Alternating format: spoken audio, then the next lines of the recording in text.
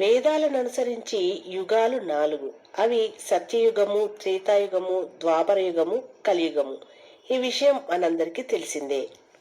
ముందుగా సత్యయుగము. ఈ సత్యయుగాన్ని కృతయుగం అని కూడా అంటారు. ఈ యుగం నందు భగవంతుడైనటువంటి నారాయణుడు లక్ష్మి సహితంగా భూమిని పరిపాలిస్తాడు. దీని కాల పరిమాణము 4,32,000 నాలుగింతలు చేస్తే ఎంత అవుతుంది? 17,28,000 సంవత్సరాలు. అన్ని సంవత్సరాలు ఈ యుగంలో ధర్మం 4 పాదాల మీద నడుస్తుంది. ప్రజలు ఎలాంటి ఈతి బాధలు లేకుండా సుఖ సంతోషాలతో ఉంటారు. అకాల మరణాలుండవు. ఈ యుగము వైవస్వత మన్వంతరంలో సత్యయుగము కార్తీక శుద్ధ నవమి రోజు ప్రారంభమైంది. ఇక రెండవ యుగము త్రేతాయుగము. ఈ యుగంలో భగవంతుడు శ్రీరామచంద్రునిగా అవతరించి రావణాసురుని సంహరించి ధర్మ సంస్థాపన చేశాడు.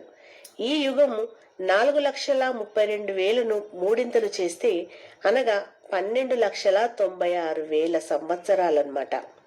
ఈ యుగము ధర్మం 3 పాదాలపై నడుస్తుంది. ఇది వైశాఖ శుద్ధ తదియ రోజు నుంచి త్రేతాయుగం ప్రారంభమైంది. ఇక మూడవ యుగము ద్వాపర యుగము. ఈ యుగమున భగవంతుడు శ్రీకృష్ణుడుగా అవతరించాడు. దీని కాల పరిమాణము 4,32,000ను రెండింతలు చేస్తే అనగా 86,04,000.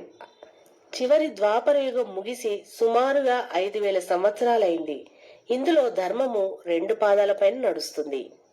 ఇక కలియుగం యొక్క కాల పరిమాణము 4,32,000 సంవత్సరాలు. ఇందులో సుమారుగా 5,000 సంవత్సరాలు గడిచిపోయినాయి. హిందూ మరియు బౌద్ధ కాలమునకు ఆధార గ్రంథమైనటువంటి సూర్య సిద్ధాంత ప్రకారము పూర్వశకము 3,102 ఫిబ్రవరి 18న అర్ధరాత్రి కలియుగం ప్రారంభమైంది. కృష్ణుడు సరిగ్గా అదే సమయానికి అవతారాన్ని చాలించాడని భావిస్తారు.